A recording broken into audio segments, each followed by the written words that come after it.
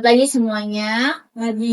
Terima kasih kepada para pihak karena sudah menyempatkan waktunya untuk hadir di dalam proses mediasi non-litigasi ini. Hari ini kita akan membahas persoalan dan juga sekaligus mencari jalan keluar antara sengketa PT Maju Jaya dan juga CV Mandiri Sejahtera. Dengan kasus prestasi, cacat barang, dan penundaan pembayaran tanpa membawa persoalan ini ke dalam ranah pengadilan. Oke, baik, sebelum kita masuk pada proses mediasi, saya akan menjelaskan beberapa peraturan yang harus kedua belah pihak taati saat proses mediasi ini berlangsung. Yang pertama, mediasi ini bersifat sukarela. Lalu yang kedua, semua pihak memiliki kesempatan yang sama dalam berbicara dan juga menyampaikan pendapatnya. Yang ketiga, kita di sini harus menjaga komunikasi, tutur bicaranya harus sopan dan juga saling menghormati satu dengan yang lain.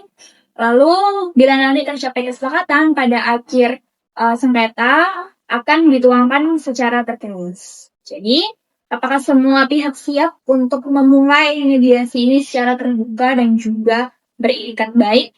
Siap.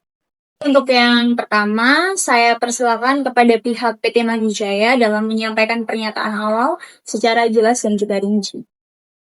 Sebelumnya terima kasih kepada Ibu Mediator yang telah menengahi perkara kami. Di sini kami dari PT Maju Jaya ingin menjelaskan bahwasanya di awal kami sudah mengirimkan 500 unit barang dan itu sudah sesuai spesifikasi kontrak kami dengan pihak CV Mandiri Sejahtera. Namun pada saat awal barang diterima dari CV Mandiri Sejahtera itu tidak ada komplain apapun. Namun setelah beberapa hari saya baru mendapat kabar bahwa uang senilai 350 juta ditunda dibayarkan kepada kami karena pihak CV Mandiri Sejahtera mengatakan kalau barang kita itu rusak sebanyak 50 barang. Nah itu kabarnya cukup mendadak dan tidak sesuai ya dengan pernyataan di awal. Nah itu cukup sangat mengganggu pengeluaran dan pemasukan cash flow perusahaan kami seperti itu. Baik, Bu Mediator, di sini saya akan menambahkan sedikit hal.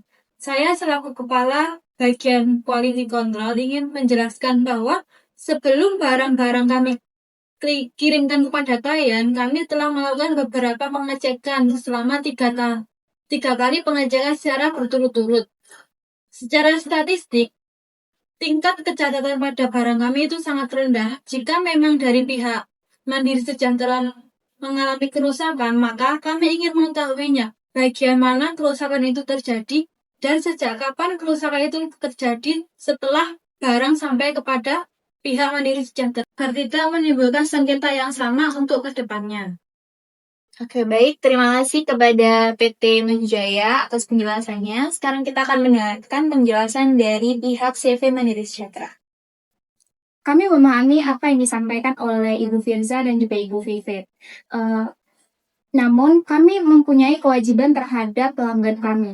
Pada saat barang datang, tim pemeriksa kami menemukan sekitar 50 unit barang yang mengalami kerusakan dasar. Ini bukan sekedar minor seperti goresan, tetapi ini mengenai fungsi dasar yang tidak berfungsi. Dan masalah pembayaran, perusahaan kami bukan tidak mau membayar, tetapi kami perlu memastikan barang yang datang kepada perusahaan kami itu berkualitas atau tidak. Benar seperti yang dikatakan Ibu Tiwi, di sini kami mempunyai dokumentasi yang lengkap berupa foto dan video pada saat pengecekan barang. Kami khawatir jika langsung mendistribusikan barang tersebut, reputasi kami sebagai distributor yang mengutamakan kualitas akan jatuh. Jadi bagi kami penggantian barang menjadi syarat sebelum pelunasan dilakukan. Baik, terima kasih kepada kedua belah pihak karena sudah menyampaikan pernyataan masing-masing. Di sini saya memiliki rangkuman utama terkait isu permasalahan kita yang perlu kita selesaikan saat ini juga. Yang pertama, terdapat perbedaan pendapat terkait apakah benar 50 unit itu barangnya cacat. Lalu yang kedua, penentuan tanggung jawab penggantian barang jika terbukti barang tersebut memang cacat. Lalu yang ketiga, mekanisme pembayaran yang adil dan tidak memberatkan masing-masing pihak. Benar begitu? Nah. Baik, kita lanjutkan proses mediasi kita pada hari ini karena kemarin kita belum mencapai titik temu, jadi kita lanjutkan proses mediasi ini pada hari ini. Jadi di sini sebelum kita masuk ke usulan atau solusi masing-masing pihak, saya ingin memastikan bahwa kedua belah pihak harus memahami duduk perkara dengan baik. Karena saya melihat di sini kedua belah pihak masih ada ketegangan, jadi perlu diperjelas lagi. Jadi saya mempersilakan untuk kedua belah pihak klarifikasi kalau misalnya ada hal-hal yang ingin diperjelas lagi. Silakan. Terus terang saja, dari awal itu mereka itu tidak konfirmasi kepada kami misal uang pelunasan ini ditahan. Jadi dari awal itu harusnya diskusi dulu kepada kami. Kalau seperti ini kan seolah-olah kami itu tidak bertanggung jawab. Jadi gini Bu Firza, kami bukan tiba-tiba menahan pembayaran. Tim internal kami itu membutuhkan waktu terlebih dahulu untuk memeriksa barang atau unit yang dikirim. Dan ketika tim internal kami memeriksa barang tersebut, terdapat 50 unit yang rusak. Kami tidak langsung melaporkan kepada pihak Anda karena kami membutuhkan waktu. Kenapa? Karena ketika barang udah sampai kepada kami dan ketika kualitas barang itu sudah tidak berfungsi dengan baik, tentu kami juga khawatir karena barang itu sudah sampai kepada kami. Jadi resiko itu kembali kepada pihak perusahaan kami. Baik Bu Tiwi, jika memang begitu, mengapa pihak dari Mandiri Sejahtera tidak memberitahu kepada kami saat satu unit ditemukan telah rusak? Mengapa harus menunggu 50 unit ditemukan baru melaporkan kepada kami? Jika begini, maka pihak kami yang merasa dijatuhkan kesalahan. Padahal bisa jadi kesalahan tersebut terjadi setelah unit sampai kepada pihak Mandiri Sejahtera. Pihak kami tidak mungkin ya membuat laporan setiap barang yang unit yang dicek. Kami memeriksa barang dalam batch dan mau dicatat kerusakannya bukan dari penyimpanan kami, tapi barang datang dari truk Anda saja sudah terlihat ada beberapa disampainya dan kami sudah memiliki dokumentasinya. Maaf Bu Sabrina, itu tuduhan yang sangat berlebihan ya menurut kami. Karena kami pun mempunyai kendaraan yang sesuai dengan kualifikasi yang baik. Jika Anda melihat kardus itu pendek dari awal, mengapa Anda terima dan Anda sudah menandatangani dan di situ surat terima barang itu dinyatakan bahwa barang diterima dalam kondisi baik. Jadi gini Bu Firza, kami menandatangani karena barang terlihat baik dan luas. Baik, jika memang begitu, tapi tidak berarti semua kesalahan itu berasal dari pihak kami. Jika memang kesalahan berasal dari pihak kami, maka kami meminta bukti yang real dan nyata. Agar kami tidak beranggap bahwa kesalahan itu hanya berasumsi dari pihak Mandiri Sejahtera saja. Kami punya bukti, termasuk foto dan video pada saat waktu pengambilan barang. Kalau pihak PT Maju Jaya ingin melihat, kami sangat bisa putarkan videonya sekarang. Oke, baik, saya paham. Di sini masing-masing pihak memiliki kepentingan, ya.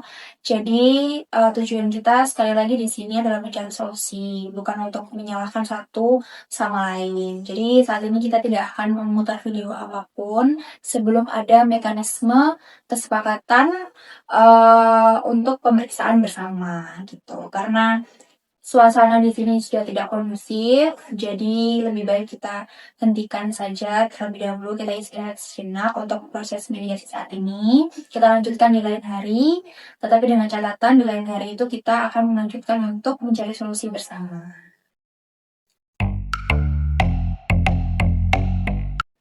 Baik, untuk yang pertama kita masuk kepada solusi yang akan disampaikan kepada PT Manjaya. Oke, baik. Terima kasih. Kalau seperti itu, kami dari pihak PT Maju Jaya mengusulkan kalau bagaimana jika kita mengecek ulang unit-unit tersebut dengan menghadirkan pihak ketiga yang netral seperti itu. Jika 50 unit yang dikatakan awal CV Mandiri Sejahtera itu beneran cacat atau rusak, kami siap menggantikan sepenuhnya. Namun kami juga berharap untuk unit-unit yang lain yang masih bagus dan baik-baik saja itu pembayarannya harus segera dilunaskan juga seperti itu. Dari kami dari PT Maju Jaya siap melakukan pengecekan ulang terhadap unit-unit yang kami telah kirim. Bahkan jika PT CV Mandiri Sejahtera menghendaki, besok kami bisa lakukan pengecekan ulang. Akan tetapi, dari PT Manjujaya akan ada pihak yang mendampingi untuk melakukan pengecekan tersebut. Supaya dalam proses pengecekan tidak ada kesalahan terulang lagi dan proses pengecekan berjalan secara objektif. Baik, usulan tersebut sesuai dengan kepentingan perusahaan kami. Untuk itu kami terima. Yang terpenting adalah proses pemeriksaan nanti tidak berlangsung terlalu lama karena unit-unit ini akan segera kami distribusikan. Ya, kami juga mengusulkan proses pengecekan ulang dapat selesai dalam maksimal 5 hari kerja. Kami ingin hasilnya cepat dan jelas sesuai dengan yang diharapkan.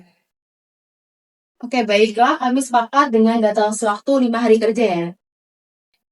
Oke, baik. Sekarang kita lanjut pembahasan kita mengenai pembayaran. Kalau dari pihak kami sih mengusulkan untuk baiknya pihak CV Mandiri Sejahtera itu membayar di awal itu sebanyak 70%. Karena itu akan mempengaruhi cash flow perusahaan kami dan saya percaya hal itu akan menunjukkan komitmen kerjasama kami agar terjalin tetap baik dengan apapun hasil nantinya. Menurut kami 70% itu terlalu banyak untuk dibayarkan sebelum adanya kepastian jumlah barang yang cacat. Kami untuk saat ini hanya bisa membayar sebesar 50%.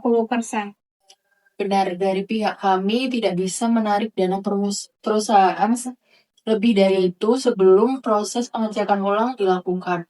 Pembayaran sebesar 50% sudah menjadi angka yang paling aman. Bagaimana kalau misal kita minta tolong kepada mediator aja untuk bagaimana jalan tengah yang seharusnya kita ambil? Seperti itu. Oke, baik.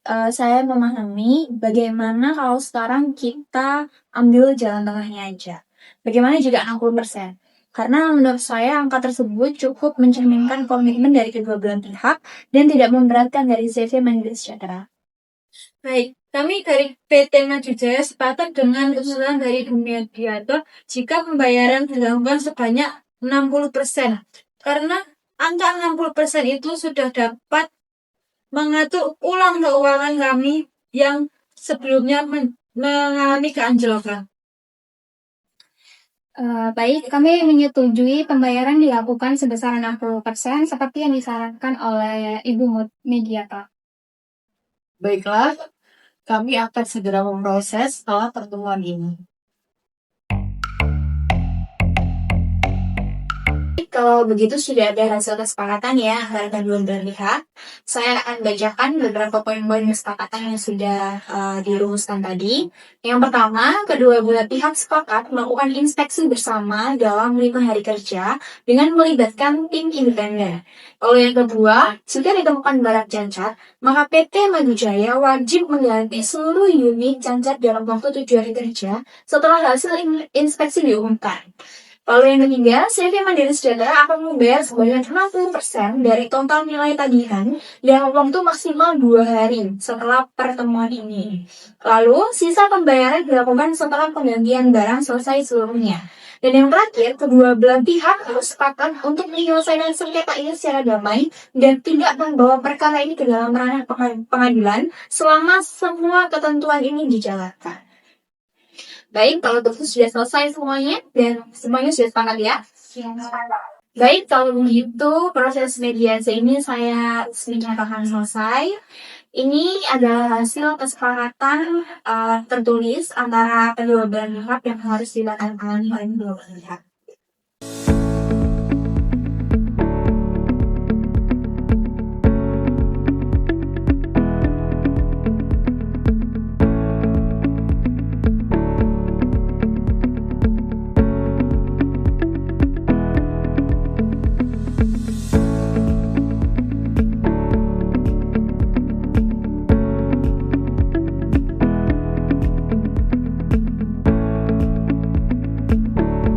Baik, terima kasih atas kerjasama yang baik antara CV Mandiri Sejahtera dan juga PT Manjujaya. Semoga setelah ini kerjasama antara kedua belah pihak tetap berlangsung dengan baik. Makasih. Terima kasih. Terima kasih. Terima kasih, Bu. Terima kasih. Mediasi yang baru saja ditampilkan merupakan salah satu bentuk penyelesaian sengketa non-litigasi yang semakin banyak digunakan dalam praktik bisnis modern. Proses ini dipilih karena mampu memberikan ruang dialog yang lebih fleksibel, cepat, dan berorientasi pada solusi dibandingkan proses peradilan. Dalam konteks hubungan bisnis jangka panjang, mediasi menjadi sarana penting untuk menjaga kepercayaan, reputasi, dan keberlanjutan kerjasama antar perusahaan. Hal ini sangat relevan dalam sengketa antara PT Maju Jaya dan CV Mandiri Sejahtera. Sengketa yang terjadi dalam kasus ini berakar pada dugaan hubungan prestasi, yaitu tidak terpenuhinya kewajiban sebagaimana yang diperjanjikan dalam kontrak. Dugaan hubungan prestasi mencakup dua aspek utama.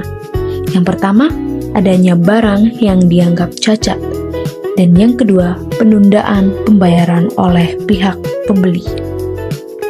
Bagi PT Maju Jaya, penundaan pembayaran sebesar ratusan juta rupiah merupakan timbulnya tekanan finansial. Sementara itu, bagi CV Mandiri Sejahtera, risiko mendistribusikan barang cacat dapat berdampak serius pada kepercayaan pelanggan dan citra perusahaan.